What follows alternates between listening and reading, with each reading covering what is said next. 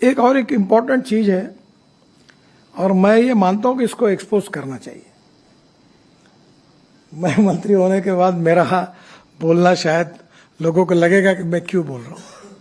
ये जो डीपीआर बनाते हैं, इतने घटिया क्वालिटी के डीपीआर बनाते हैं और हमको भी कोई शर्म नहीं आती कि वही प्रोसेस से वही गलत डीपीआर हम स्वीकार करते हैं, ना उनके ऊपर कार्रवाई होती है। स्टेट गवर्नमेंट में भी यही होता है, सेंट्रल गवर्नमेंट में भी यही होता है और डीपीआर वालों को कभी जिम्मेदार पकड़ा नहीं जाता। मुझे तो कभी कभी ऐसा लगता है कि सबको मिलाकर इनके ऊपर ही एफआईआर डालनी चाहिए, क्योंकि जब लोगों के मन में इसके प्रति ये जो एक उनकी गलती कितने लोगों की जान जाती है, इसका कोई ना कोई विचार करेगा कि नहीं करेगा। मैं भुगत भुगी मेरा एक्सीडेंट हुआ था, मैं लीडर ऑफ ऑपरेशन था महाराष्ट्र में। तब एक पेड़ पे जा red light car, police protection, siren car, 10, 12, 15 कारों का कैनवा होते हुए मैं एक पेड़ के ऊपर गया। पूरी गाड़ी पेड़ के कारण ट्रक के अंदर घुस गई और वो टायर के कारण बच गया, नहीं तो पूरे कट जाते थे। मेरी पत्नी थी, बच्चे थे, सब एक्सीडेंट हुआ पड़ा। कारण क्या? तो पेड़ रास्ते में आता है, उसको तोड़ने के लिए कलेक्टर को परमिशन मांगकर 3 साल हुए पर परमिशन नहीं मिली। फिर ड्राइवर को कैटरेक्ट निकला। फिर मैंने जब जांच की मेरे पीडब्ल्यू डिपार्टमेंट में, तो 40% ड्राइवर कैटरेक्ट वाले निकले। फिर एक मुख्यमंत्री का गाड़ी का ड्राइवर अनेक सालों से गाड़ी चला रहा था, वो अंधा निकला। फिर एक केंद्रीय मंत्री का ड्राइवर, उसकी एक आंख गई थी। यानी हमारे देश में मेरे समझ में नहीं आता कि इतने सीरियस इश्यू पर कितनी उदासीनता है, और ये मैंने बोलना लोगों के सामने मुझे अच्छा नहीं लगता। और इसलिए स्वाभाविक रूप से फिर कैंप शुरू हुए कैटरेक्ट चेक करने के। टोल नाके पर कैटरेक्ट चेक किया, चश्मे देने की बात हुई। अब हमने ड्राइवर के लिए एसी कैबिन लाई। मुझे लगता है कि ये इशू शायद हमारी ये कमी होगी कि इसका जो महत्व है लोगों की जान बचाने का, शायद लोगों को समझाने में हम कम पड़े होंगे। और इसलिए ये अवेयरनेस और तैयार करना होगा। कानून के प्रति डर भी नहीं और सम्मान भी नहीं। और एक बात ये रिपोर्ट के कारण सिद्ध हुई है, जो मैं पीयूष को धन्यवाद दूंगा, कि जो प्रॉब्लम्स है, जो समस्या है, जो ब्लैक स्पॉट्स है, उसको सुधारने के बाद, उसमें कुछ सुधार करने के बाद एक्सीडेंट में और डेथ में कमी आई है। तो इसका मतलब रोड इंजीनियरिंग और ऑटोमोबाइल इंजीनियरिंग में सुधार करने से कमी आ सकती है।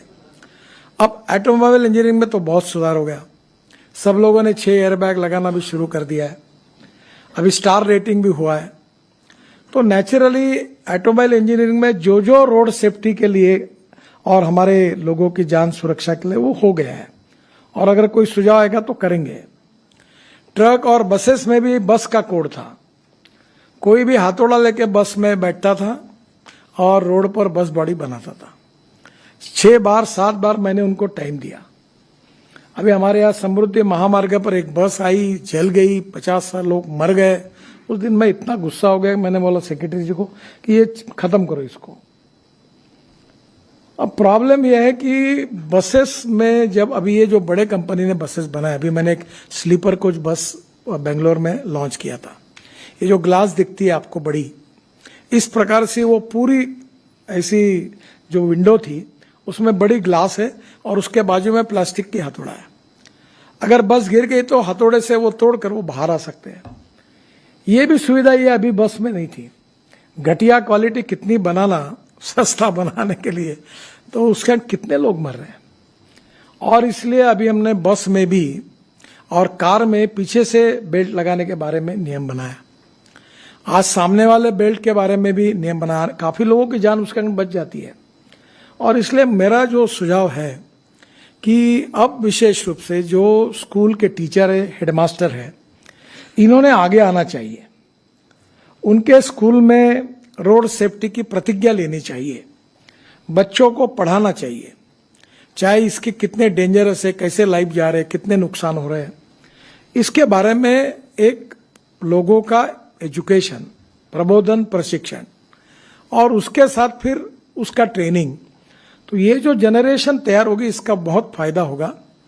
मैं वर्ल्ड बैंक में बंडोपाध्याय जी भी है और पीयूष भी है, तो आप एक करिए कि ऐसे कोई टैलेंटेड लोग जो कार्टून फिल्म बनाते हैं, उस प्रकार के छोटे छोटे बच्चों को कंसंट्रेट करके ऐसी छोटी छोटी फिल्म, छोटे छोटे किताबें तैयार कर सकते क्या, इसके गेम्स बना सकते क्या। मुझे याद है हुंडई कंपनी ने, मैं और शाहरुख खान जी थे, उन्होंने एक ऐसा एक बुक निकाला था।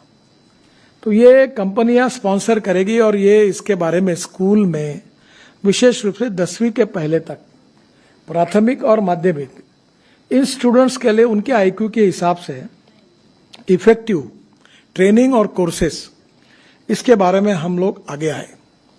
दूसरी बात इंपॉर्टेंट ये है कि हमारा ये प्रोजेक्ट, ये जो सब्जेक्ट है, ये स्टेट लिस्ट में है। इसमें राज्य सरकार का भी सहयोग चाहिए और भारत सरकार का भी सहयोग चाहिए। तो स्वाभाविक रूप से जो हमारा पुलिस डिपार्टमेंट है, जो ट्रांसपोर्ट डिपार्टमेंट है, ये इसके लिए सुमोटो कुछ इनिशिएटिव ले। अभी ड्राइविंग लाइसेंस के बारे में हमने काफी चिंता की, ई गवर्नेंस लाया, 16-17 सुझाव उसमें लाए, काफी बदलाव किया कि करप्शन को भी कम करें और विशेष रूप से रोड सेफ्टी के लिए भी सर्वोच्च प्राथमिकता दें।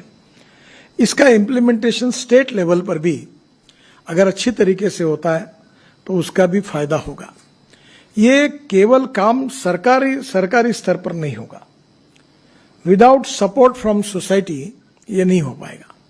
और इसलिए NGOs, universities, social organisations, schools, colleges और इसके साथ अलग अलग प्रकार के जो इवन पॉलिटिकल पार्टी का भी सहयोग लिया जा सकता है। इसके जो प्रोग्राम्स होंगे वो भी करने में सरकार की तरफ से हम सहायता कर रहे हैं, पर मैं समाधानी नहीं हूं। इसमें जो जो प्रकार के काम सरकारी स्तर पर होने चाहिए उसको और करने की आवश्यकता है, क्योंकि जिस प्रकार से वॉल्यूम बढ़ रहा है, 10% डेथ में और 12% एक्सीडेंट में बढ़ोतरी हुई, इसमें भी कभी कभी तो हमारे एक स्टैटिस्टिक डिपार्टमेंट है 5 साल पहले के एक्सीडेंट को नोट करता था। मेरे को इतना गुस्सा है, मैंने पूछा तुमको पगार 5 साल बाद दे दे, फिर तो 5 साल का डाटा इकट्ठा करे तो 5 साल के बाद पगार दो इनको। यानी कोई शर्म भी नहीं आती है। I am sorry to use this word. और इसलिए पहले मैंने कहा कि कुछ भी करोगे, एक्सीडेंट होने के बाद वहां का पीडी है, आरओ है, वो रजिस्टर करे और तुरंत 15 दिन में हमको पता हो जाए, और इमीडिएट कुछ ऐसे मेजर से जो वो कर सकते हैं कि भाई एक्सीडेंट हुआ तो तुरंत वो रोड की दुरुस्ती करें। हमारे यहाँ एमपीज के इसमें हमने अपघात निवारण कमेटी, एक्सीडेंट निवारण कमेटी अपॉइंट की, उसमें पब्लिक रिप्रेजेंटेटिव और एमपी और कलेक्टर को जिम्मेदारी दी। पर इसमें जो जो अवेयरनेस और इसके लिए जो काम होना चाहिए उसकी गति बढ़ानी होगी, और ये बहुत गंभीर समस्या है। इसमें 2 प्रकार की बातें मुझे लगती है। पहली बात कि रोड सेफ्टी में एक्सीडेंट्स क्यों हुआ है और डेथ क्यों हुई है, और दोनों का संबंध रोड डिजाइनिंग से क्या है, ऑटोमोबाइल इंजीनियरिंग से क्या है। कम से कम ये तो हमारे रीच में है कि इसको हम पूरा कर सकते हैं।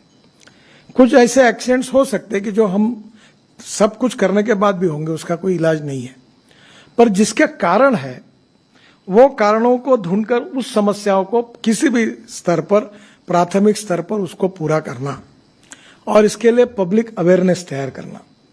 हमारे यहाँ नागपुर में एक अच्छा प्रोजेक्ट चला, मुझे नहीं लगता था उसको सक्सेस मिलेगा, कि उन्होंने क्या किया, जो रूल्स ऑफ द रोड का पालन करते उनको बोनस पॉइंट मिलने लगे, और वो बोनस पॉइंट के आधार पर कोई पिज्जा हट में उसको कंसेशन मिलने लगा, कोई रेस्टोरेंट में मिलने लगा, कोई मॉल में मिलना पड़ा, तो उसके कारण लाखों लोग अब उसका एडवांटेज लेने लगे। तो एक प्रिंसिपल और फिलॉसफी ऐसी है कि अच्छे काम करने वालों को अवार्ड और बुरे काम करने वालों को सजा। तो नेचुरली ये अवार्ड मिलने लगे, उसके कारण भी कानून के प्रति उसका पालन करना चाहिए, इसका एक अच्छा रिस्पांस मिला। तो मुझे लगता है कि कुछ शहरों में भी एक्सीडेंट की संख्या ज्यादा है, कुछ जगह डेड एंड्स हैं, कुछ जगह रोड के बीच में लोग क्रॉस करते हैं, वहां एक सोलर लाइट का छोटा छोटा लाइट भी लगा दिया तो भी लोग अवेयर हो सकते, वो भी नहीं है। और इसका कारण जो है वो आम अधिकारियों में और जनता में भी जितनी संवेदनशीलता चाहिए उसकी और ज्यादा निर्माण करने की आवश्यकता है। और मुझे लगता है कि एक तरफ टेक्निकल रिपोर्ट पर भी काम करना, दूसरी तरफ लोगों को इसका महत्व पटाकर उनको ये कन्विंस करना कि इसमें आप भी कंट्रीब्यूट करें। जो सुनते नहीं उनके लिए कानून को इन्फोर्समेंट करके फाइन करना। और एक प्रकार से इस पूरे एक प्रकार की ऐसी बीमारी है और जो हमारे सोसाइटी में कितने बड़े प्रमाण पर लोगों की एक प्रकार से प्राण जा रहे हैं, तो ये बहुत ही सीरियस सब्जेक्ट है। पर मुझे इस बात का समाधान है, खुशी है कि वर्ल्ड